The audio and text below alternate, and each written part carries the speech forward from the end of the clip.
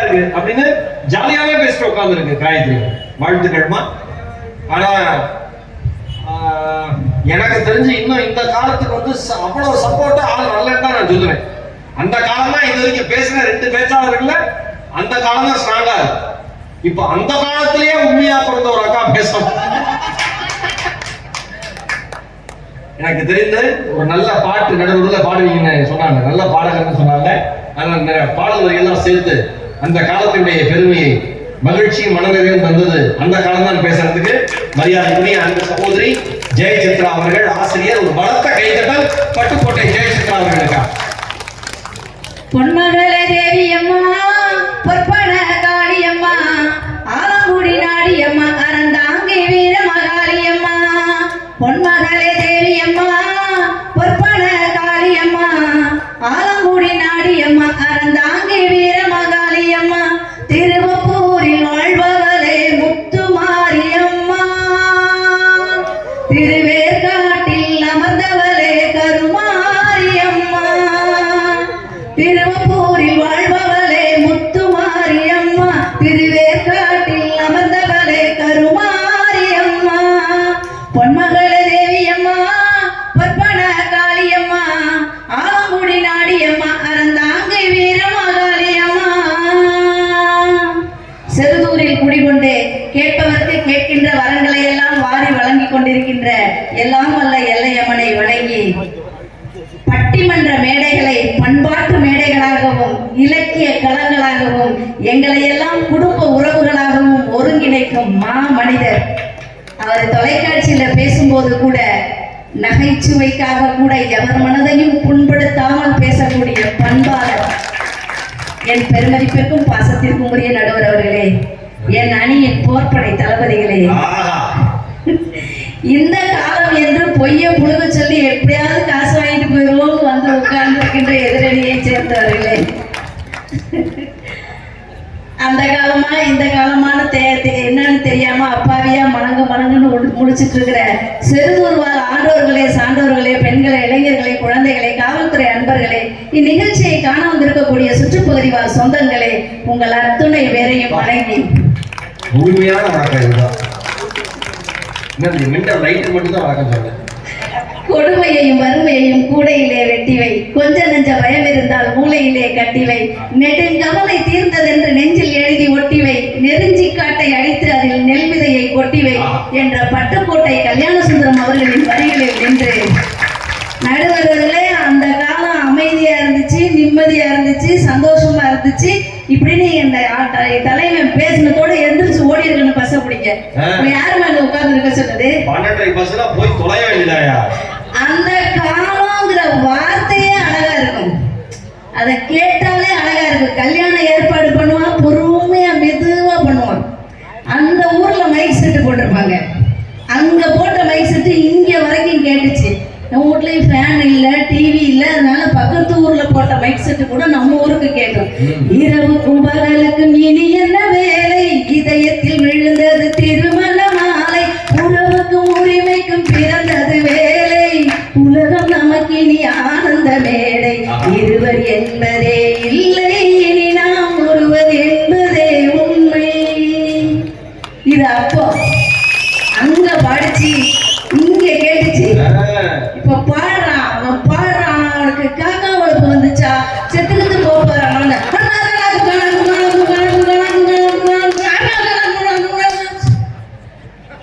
இதய நோயாளிகள், கர்ப்பிணி பெட்டி யாரும் கேட்டிருப்பாங்க. எதுக்கு பாடுறான், ஏன் பாடுறான், அந்த பாட்டுல என்ன வச்சிருக்கான், கடவுளுக்கு தான் வெளிச்சான். அதாவது 4 கொண்டாடி கட்டினா தாத்தா சந்தோஷமா தெம்பா அப்படி வாழ்ந்தாரு. அந்த காலத்துல மீசிய முறுக்கிட்டு வெள்ளையும் சொல்லி மாப்பிள்ள அவர் எப்படி இருக்கு அப்படிப்பாரு. 4 கொண்டாட்டியா இருக்கும். 2ஆம் தாரத்துக்கு பிறந்த 3ஆவது பிள்ளை, 3ஆம் தாரத்துக்கு பிறந்த 2ஆவது பிள்ளைன்னா இன்னமும் சொல்லிட்டு இருக்கோம் ஒரு பிள்ளை. எங்க ஊர்ல ஒரு தாத்தா கூட்டு வண்டி எடுத்துக்கிட்டு வள்ளி திருமண நாடகம் பார்க்க போனாரு. சரி, வரும்போது வண்டியில வள்ளியை கொண்டு வந்துட்டாரு. அந்த காலம்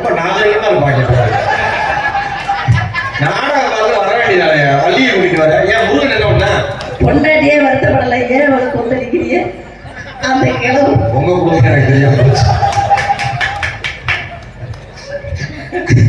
கிளவி வெளியே வந்து பார்த்துச்சு. ஏதோ ஆளை பார்த்து கொண்டாந்தாரோ தோலை பார்த்து கொண்டாந்தாரோ, கொண்டாந்துட்டாரு. நமக்கு 5-6 பிள்ளை ஆயிடுச்சு, நம்ம வயக்காட்டை பார்த்துக்கிறோம்னா வீடு வாசலை பார்த்துக்கிறோம்னு ஒத்து உடம்பு குடும்பம் பண்ணாங்க. இது ஒரு பெருமை.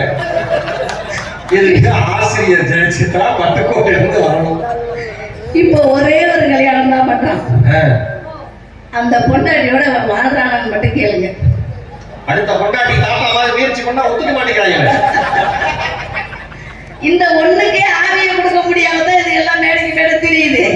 அந்த ஒரு பொண்டாட்டி ஒரு போன் வரக்கூடாது, ஒரு மெசேஜ் வரக்கூடாது, யாரு கூடயும் பேசிடக்கூடாது, ஹலோன்றக்கூடாது. யார் அந்த பக்கம் பொம்பளை ஆளு குரல் கேக்குது, அவன் யாராவது கம்பெனிக்காரன் பொம்பளை பிள்ளை தானே இப்பெல்லாம் போன் பண்ணுது. மொத்தத்துல அவனுக்கு போன் வரக்கூடாது, சொந்தக்காரர் இருக்கக்கூடாது, கூட பிறந்தவங்க இருக்கக்கூடாது, இந்த கல்யாணத்துக்கு நிச்சயதார்த்தத்தை கையெழுத்து போட்ட பொருத்தம் கூட இருக்கக்கூடாது. அப்படியே அம்மாரு சஞ்சீவி மலையை பேத்த மாதிரி பேத்து எடுத்துட்டு போய் ஓரமா உட்காந்துக்கணும்னு நினைக்கிறீங்களே, எப்படி அந்த குடும்பம் விளக்கணும்? நான் என்னோட இது என்னன்னா, அந்த காலத்துல 10 பேர் 15 பேர் இருந்த குடும்பத்துல எல்லாம் அமைதியா வாழ்ந்தாங்க. குடும்பத்துல சண்டை வரும், சண்டையே வராத குடும்பம் எல்லாம் அந்த உலகத்திலேயே இல்ல. அப்படி சண்டையே வரலைன்னா அது குடும்பமே இல்லை. ஊடுதல் காமத்திற்கு இன்பம் அதற்கு இன்பம் கூடி முயங்க பெரிய. சண்டைக்கு அப்புறம் சேர்ந்து இருந்தாங்கன்னா அது ஒரு சந்தோஷம்.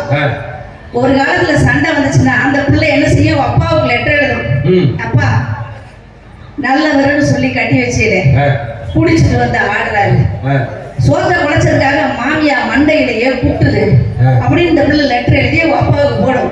இந்த லெட்டர் 4 நாள் கழிச்சு அப்பாவுக்கு போய் கிடைக்கும். அவர் அங்கேருந்து மகளை பார்க்க கிளம்புவாரு. சோளம், கடலை, உளுந்து, பருப்பு, கருவாடு, இடியப்ப மாவு, பலாப்பழம் எல்லாத்தையும் பையா கட்டி எடுத்துட்டு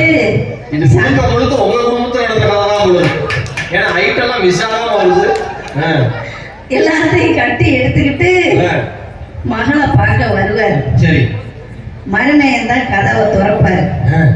மக பின்னாடி நின்றுட்டு சொல்லுவோம், எப்பா எதையும் கேட்டுறாத, நாங்க சேர்ந்துட்டோம். அந்த காலம் புருஷன் கதவை திறப்பா, பின்னால இருந்து அப்பாட்ட சொல்ல, முன்னால இருக்கிற அப்பாட்ட எதுவும் கேட்டுறாத. 4 நாள் கழிச்சுதான் லெட்டர் போச்சு. அவர் இந்த சாமான்லாம் சேர்த்து எடுத்துட்டு 4 நாள் கழிச்சு தான் வந்தாரு. அதுக்குள்ள 2 பேரும் சேர்ந்துட்டாங்க. சமாதானம் ஆயிடுச்சு. வருவாரு, இலையை போட்டு நல்லா வயிறார சாப்பிடுவாரு. போகும்போது மாப்பிள்ளை தோல்ல அப்படி கையை வச்சுட்டு போவாரு. மாப்பிள்ளை என் பிள்ளைக்கு நான் இருக்கேன்னு அடையாளத்தை காட்டிட்டு அவர் போயிடுவாரு. இன்னைக்கு குடும்பத்துல சண்டை வருது. இந்த மடப்பை என்ன பண்ணுவான், நிச்சயதார்த்த அன்னைக்கே அந்த பிள்ளை கையில போய் இந்த தட்டி போனை கொடுத்துட்டு வந்துடுறான். அது வரும்போது இந்த அண்டா குண்டா பண்ட மாத்திரத்தோட அந்த போனோட தான் வருது. இங்க சண்டை ஆரம்பிக்கையிலே அதை ஆன் பண்ணி வச்சிருந்து நேரா அப்பா காதுல கேட்கிற மாதிரி வீடியோ எடுத்து அனுப்பிடுது, போட்டோ எடுத்து அனுப்பிடுது. சண்டை முடியறதுக்குள்ள அவன் நாரி உருட்டுக்கட்டை வெள்ளை வேட்டி அவனோட வாசல் வந்து நிக்கிறான் அப்பாக்காரன். இன்னைக்கு குடும்ப நல வழக்கு ஞாயிற்றுக்கிழமை கூட அந்த கோர்ட் நடைபெறுதுன்னா அவ்வளவு டைவர்ஸ் கேஸ் இருக்குதுங்க. இன்னைக்கு நடக்கிற சண்டையை அந்த பிள்ளைய அப்படி பெருசாக்கி வெளியே கொண்டு போய் கொடுத்துருதுங்க. ஒரு காலத்துல இந்த ஊருக்குள்ள ஒரு 100 குடும்பம் இருந்துச்சுன்னா அதுல 2 குடும்பத்துல உள்ளவன் குடிப்பான். 98 குடும்பமும் நல்லபடியா இருந்துச்சு, சந்தோஷமா வாழ்ந்தாங்க. ஆனா இப்ப 98 குடும்பம் குடிக்குது, 2 குடும்பம் குடிக்காத இருப்பான். அவன் ஓரமா போறாப்ப, இவன் ஏதாவது ரொம்ப கூட்டிட்டு ரயிலோ, நான் அவன் தண்ணியா போடுறேன் வாரான், இவன் எப்படியாவது தப்பிச்சு போனா போதும்னு காலத்தை இப்படி மாத்தி விட்டது. அந்த காலத்துல எப்பவாவது இந்த மாதிரி பிரச்சனை எல்லாம் வரலாம், ஹீரோக்களே குடிக்க மாட்டாங்க. அந்த சினிமாவில் நடிச்ச ஹீரோ குடிக்கிற சீன்ல நடிக்காத ஹீரோக்கள் அன்னைக்கு வாழ்ந்தாங்கன்னா என்னை பார்த்து பாடமா எடுத்துக்கூடக்கூடிய மக்கள் யாரும் குடிச்சிடக்கூடாதுன்னு. ஆனா இன்னைக்கு என்ன, எனக்கு சினிமாவிலையும் அதுதான் நடக்குது. ஆனா எல்லா நாளும் குடிக்க மாட்டாங்க, எல்லா நாளும் குடிக்க மாட்டாங்க. என்னைக்கோ தீபாவளினா குடிப்பாங்க, பொங்கல்னா குடிப்பாங்க, இந்த மாதிரி திருவிழானா குடிப்பாங்க, எல்லா நாளும் குடிக்க மாட்டாங்க. என்னைக்காச்சும் ஒரு வேலை இல்லைன்னா இன்னைக்கு சும்மா தானே இருக்கவங்க குடிப்பாங்க, ரொம்ப வேலையா இருந்தா மேல் வலிக்குதேன்னு குடிப்பாங்க. என்னைக்கோ கறி குழம்பு மீன் குழம்பு வைக்கிற அன்னைக்கு வெறுஞ்சோத்த எண்ணத்தை வெடுக்கு வெடுக்கு நல்லி திங்கிறதுன்னு அன்னைக்கு திணி குடிப்பாங்களே தவிர எல்லா நாளும் குடிக்க மாட்டாங்க.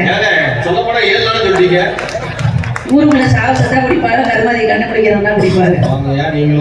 ஏதோ வெளிநாட்டு சரக்கு மிலிட்டரி சரக்குன்னா அது எப்படித்தான் இருக்குதுன்னு பாப்பா கையில குடிப்பாங்க, எல்லா நாளும் குடிக்க மாட்டாங்க. அந்த கல்யாணத்துக்கு முதல் நாள் இன்னைக்கு இந்த வெளிநாடு போறவங்க யார் செய்யணும் அந்த அந்த பயல்களுக்காக அந்த எத்தனை குடிப்பாங்க.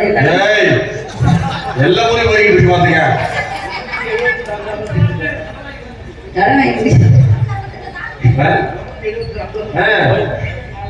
வேற எதுக்கெல்லாம் குடிப்பாங்க? மனசு சரியில்லைன்னா குடிப்பாங்க. மனசு சந்தோஷமா இருந்தா குடிப்பாங்க. மழை கேட்டவங்க என்னையா குடிக்கிறது இவ்வளவு ராஜி குடிக்கிறாங்க மட்டும் வேண்டி தரேன். காரணம் மட்டும்தான் வேணும், மற்றபடி என்ன ஆனாலும் குடிச்சிட்டு உருண்டா. குடிக்கிறது எந்த காரணம் இல்லைன்னு ஒரு தடவை குடிப்பாங்க. சில பேர் இருக்காங்க எனக்கு ரொம்ப பிடிச்சத, அவங்க விருப்பம், உடலை பாதிக்கக்கூடாது, குடும்பத்தை பாதிக்கக்கூடாது. நான் அதெல்லாம் சொல்லுவேன் எப்பயுமே, எல்லாம் அவங்க விருப்பம். என் ஃப்ரெண்டு ஒருத்தர் இருக்கான், இன்னைக்கு தான் மச்சான் லாஸ்ட். எனக்கு தெரிஞ்சு உலகத்துல மிகச்சிறந்த பொய்யோட வார்த்தை அதுதான், இன்னைக்கு தான் மச்சான் லாஸ்ட். நாளை பிடிப்பாங்க. ஏண்டா இன்னைக்கு நான் தான் சொன்னேன் இன்னைக்கு தான் மச்சான் லாஸ்ட். அந்த இன்னைக்கு தான் லாஸ்ட் என்னைக்கு முடிஞ்சுங்கள இப்படி குடிக்கிறவனா இருக்கேன். இன்று போய் நாளை அப்படியே நான் இங்க உள்ளவங்களை யாரும் செருதூர்ல இருக்கவங்களை எல்லாம் குடிக்கிறாங்கன்னு சொல்றவங்கலாம் நான் எதுவும் அப்படி யாரும் என்ன நினைச்சாரியே, நான் இதை இப்படியால தப்பிச்சு ஓடிடுவேன்.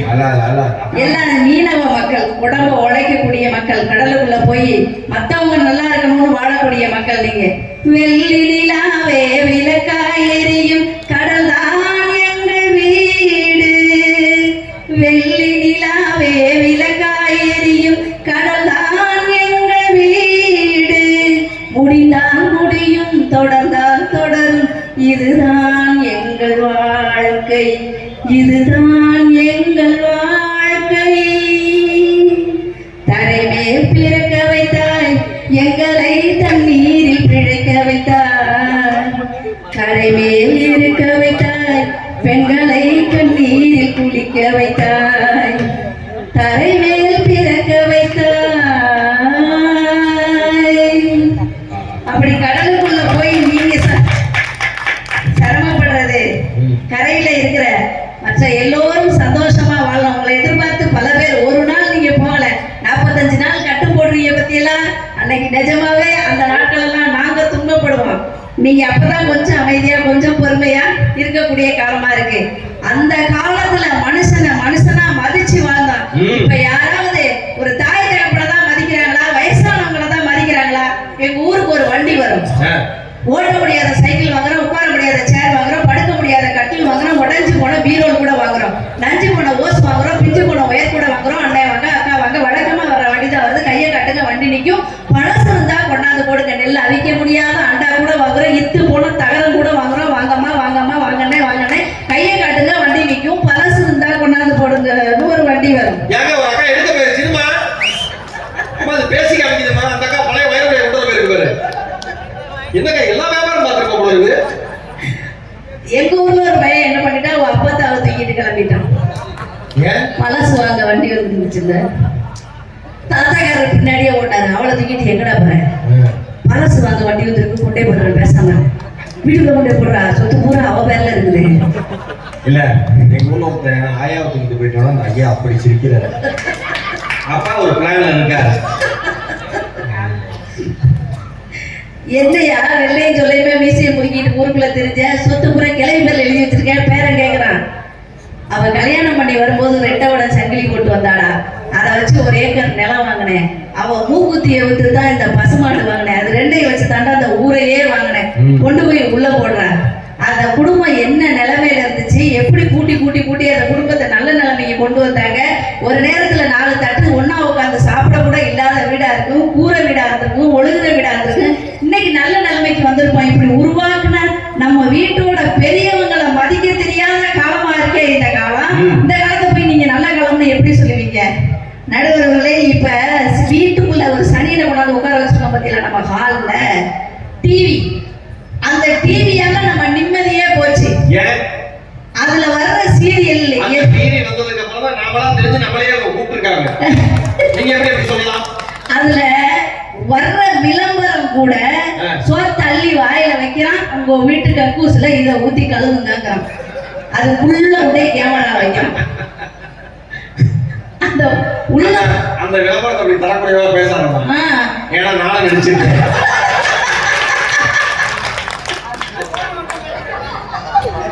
அதனால அடுத்த பட்டிமன்றத்துக்கு உதாரணம் சொல்லுகிற பொழுது இந்த விளம்பரத்துக்கு கொடுத்த செய்தி தடை செய்யப்படுகிறது. அந்த உள்ளாடை விளம்பரத்துக்கு அந்த அப்பாவும் மகளும் உட்காந்து எப்படி அந்த டிவியை பாக்குறது? ஏன் ஆஃப் பண்ணுங்க, ஏன் பாக்குறீங்க? அந்த வர்ற சீரியல் எல்லாம் அவ புருஷனை எப்படியாவது கொண்டு வரணும், அவ வயிற்றுல வளர்ற பிள்ளைய எப்படியாவது அழிச்சிடணும், இவ கொண்டாட்டி இவ புருஷனை விட்டு பிரிச்சிடணும். எந்த வீட்லயாவது எந்த சீரியல்லையாவது ஒரு நல்ல செய்தி சொல்லி இருக்கிறாங்க. நல்ல செய்தி சொன்னா எந்த பொம்பளை சீரியல் பார்க்கும்? அந்த சீரியல் பாக்குறப்ப அந்த பொம்பளைக்கு மாமியார் சாவு ஃபர்ஸ்ட் எபிசோட்ல நல்ல சீரியல் நல்லா இருப்பாங்க பாக்குன்னு பார்க்கும். சில சீரியல் மருமக சேர்த்தா நல்ல சீரியல் மாமியார் சொல்லுது. இப்படி பார்த்தா அந்த டிவி